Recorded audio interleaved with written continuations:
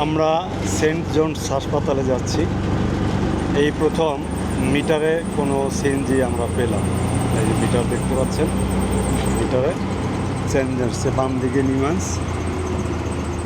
কীভাবে আমরা সেন্ট জনসে যাচ্ছি সমস্ত বিষয় আপনাদেরকে আমি জানাবো, যেন আপনারা এই ভিডিও দেখে সমস্ত কিছু জানতে পারেন, যারা পরবর্তীতে এই সেন্ট জনস বা নিউম্যান্স হাসপাতাল, রাজীব গান্ধী, সঞ্জয় গান্ধী, ভিক্টোরিয়া, এই সমস্ত হাসপাতাল সব কাছাকাছি জায়গায় আছে।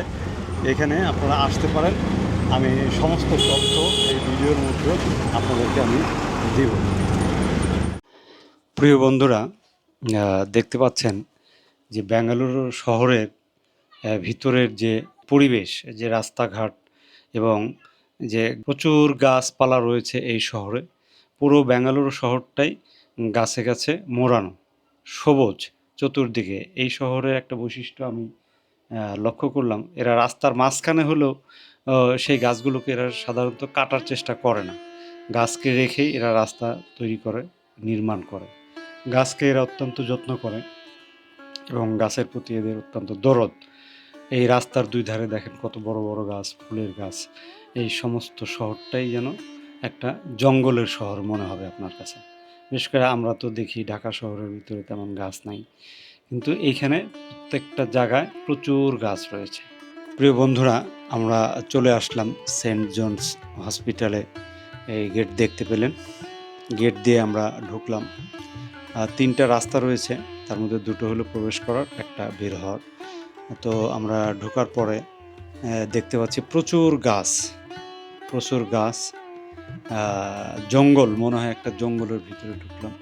এত সুন্দর করে পরিপাটি করে সাজানো রয়েছে। এবং ভিতরে আরও দেখতে পাচ্ছি কিছু ভাস্কর্য রয়েছে এখানে। ভাস্কর্যগুলো যীশু খ্রিস্টের ভাস্কর্য। মোমবাতি জ্বালিয়ে তার ভক্তরা আশীর্বাদ বা মনোবাসনা পূর্ণ হয়, সেই বাসনা নিয়ে তারা মোমবাতি প্রজ্বলিত করছে।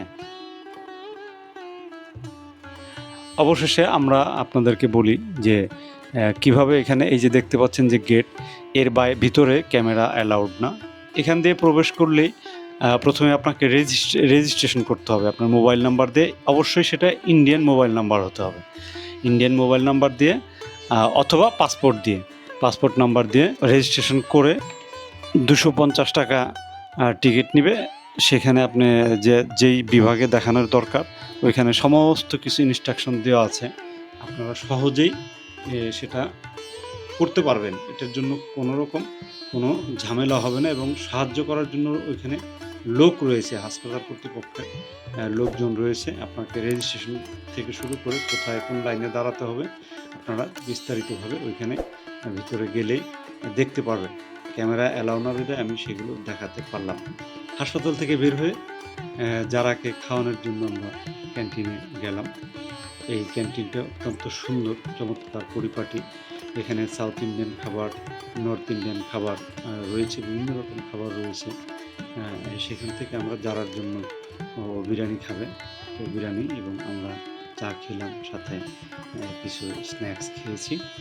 খেয়ে ঘুরে সেন্ট জনস হসপিটালের যে স্পোর্টস গ্রাউন্ড রয়েছে আপনারা দেখতে পাচ্ছেন, কিছুক্ষণ আমরা খেলা দেখে সেন্ট জনস মেডিকেল কলেজের স্পোর্টস গ্রাউন্ড, নিজস্ব স্পোর্টস গ্রাউন্ড রয়েছে এখানে, সেখানে আমরা কিছুক্ষণ আমি দেখলাম ঘুরে।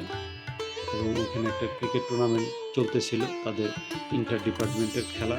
সেখানে কিছুক্ষণ খেলা দেখে পরে আমি আবার আমরা সিএনজি করে সোমেশ্বরনগর 8 ক্রস সোমেশ্বরনগর নিউম্যান্স হাসপাতালের খুব কাছেই যে আমাদের হোটেল, সেই হোটেলে আমরা চলে যাই।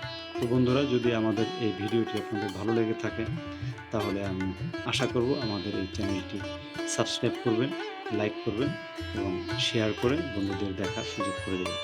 ধন্যবাদ, সবাই ভালো থাকবেন। এইখানকার ওদের নিজস্ব মাঠে ওরা একটা টুর্নামেন্ট খেলছে, তো আমি এটা দেখে আর লোভ সামলাতে পারলাম না। তো ওদেরকে বলাতে ওরা আমাকে মাঠে প্রবেশ করার ব্যবস্থা করে দিল।